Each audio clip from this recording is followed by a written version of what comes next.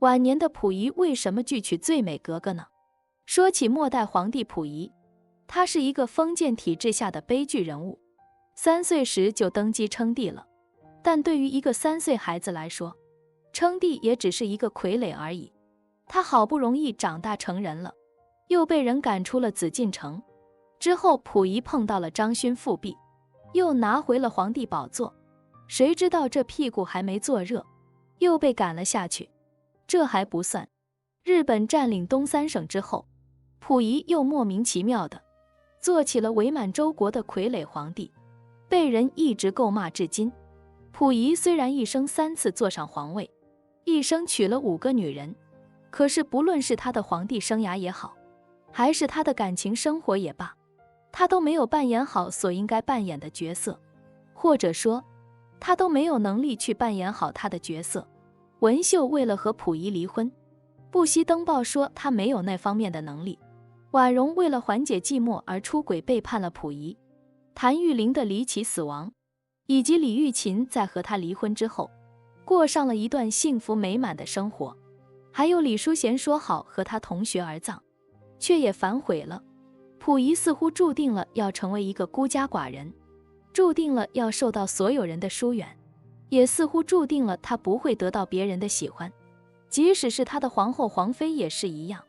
不过偏偏有这么一个女人，不论溥仪是被关在紫禁城里的清废帝也好，还是伪满洲国的傀儡皇帝也罢，这个女人都一心地念着他，想着他，一心一意地爱着他。这个女人到底是谁呢？此女名为王敏彤，她是一个格格，也是溥仪皇后婉容的表妹。不得不说，王敏彤是一个美女，号称晚清最美格格，在外貌上不输于当时的任何一个所谓的名媛。但可惜的是，她的一生却被爱新觉罗家的2个男人给耽误了，一个是溥杰，一个就是溥仪了。溥杰原本在1924年已和唐怡莹结婚，但是2人婚后感情并不好。唐怡莹也是一个闲不住的女人，她和张学良偷过情，也和卢小佳偷过情，所以溥杰对她实在没有什么感情可言。后来日本人为了在爱新觉罗这个所谓的皇室当中注入日本血统，因为溥仪没法生育，所以选中了溥杰作为这一计划的实施者。这溥仪和溥杰哪能不知道日本人的阴谋呢？于是溥杰和唐怡莹离婚了，这溥仪又匆匆忙忙地给溥杰赐婚。这赐婚对象正是心仪溥仪的王敏彤啊。原本这王敏彤已经接受了这个安排，谁曾想日本人又跳了出来，不行不行，这溥杰必须娶日本女人为妻。溥仪一看，日本人还真生气了，哪敢再让溥杰娶王敏彤呢？只能老老实实的听日本人的话，让溥杰娶了一个日本女人。这么一来，这王敏彤和溥杰的婚事就告吹了。此后心灰意冷的王敏彤便一直单着，也许是因为不愿意将就，也许是因为他一直在等着一个人，溥仪吧。事实证明，王敏彤和溥仪注定是有缘无分的。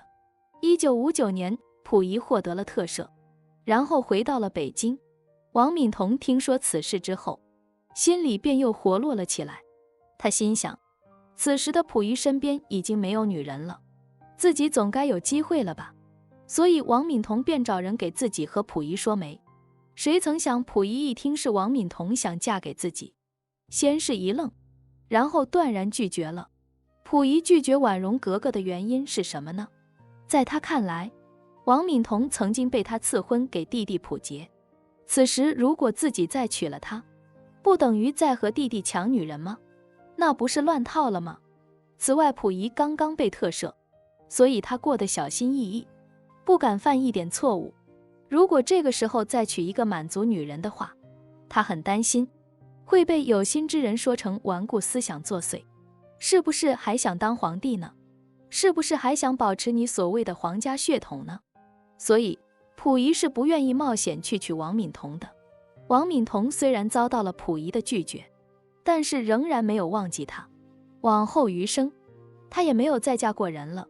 溥仪生病住院的时候，王敏彤还不断地往医院里跑，只可惜，最终换来了溥仪的一句“你给我滚出去”，这真是让人心酸无奈呀。